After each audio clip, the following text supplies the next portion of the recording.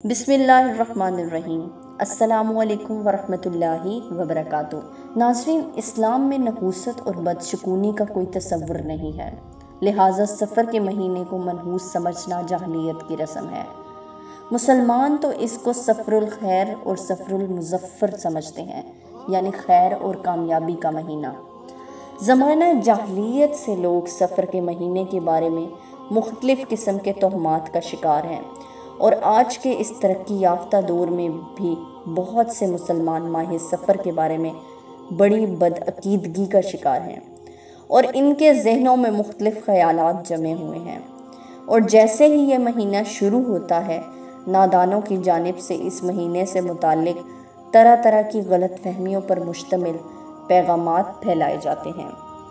ان باطل نظریات و خیالات میں سے سفر کے مہینے کو منحوس سمجھنا بھی ہے۔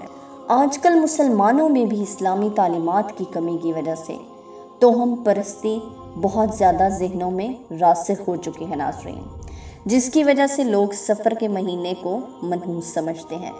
بخاری شریف میں حضرت ابو ہریرہ رضی اللہ تعالیٰ عنہ سے روایت ہے کہ رسول پاک صلی اللہ علیہ وآلہ وسلم نے فرمایا، چھوت چھات، بیماری کا دوسرے سے لگنے کا وہم اور الو کو منحوس سمجھنے اور سفر کے مہینے کو منحوس سمجھنے کی کوئی حقیقت نہیں۔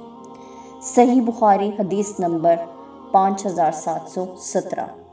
اس حدیث میں رسول پاک صلی اللہ علیہ وآلہ وسلم نے بڑے واضح انداز میں توہم پرستی، چھوت چھات اور سفر کے مہینے کو منحوس سمجھنے کی نفی فرمائی ہے، لہٰذا کسی وقت اور زمانے میں کوئی نحوست اور برائی نہیں ہے۔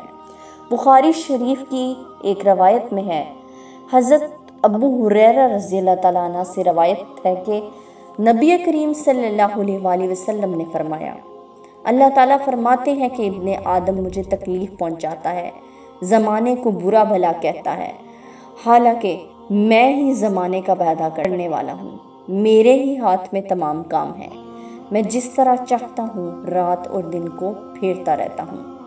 صحیح بخاری حدیث نمبر 7491۔ لہٰذا پتہ چلتا ہے کہ نحوست کی اصل وجہ زمانہ وغیرہ نہیں ہے، نہ کوئی دن منحوس ہے اور نہ کوئی مہینہ، بلکہ نحوست کی اصل وجہ انسان کے اپنے برے اعمال ہیں، جیسا کہ سورۃ الشورى میں اللہ تعالیٰ ارشاد فرماتا ہے۔ ترجمہ: جو مصیبت بھی تم پر پڑتی ہے وہ تمہارے کیے ہوئے اعمال کی وجہ سے ہوتی ہے۔ سورۃ الشورى آیت نمبر 30۔ لہٰذا سفر کے مہینے کو منحوس سمجھنا بالکل غلط اور باطل نظریات میں سے ایک ہے ناظرین۔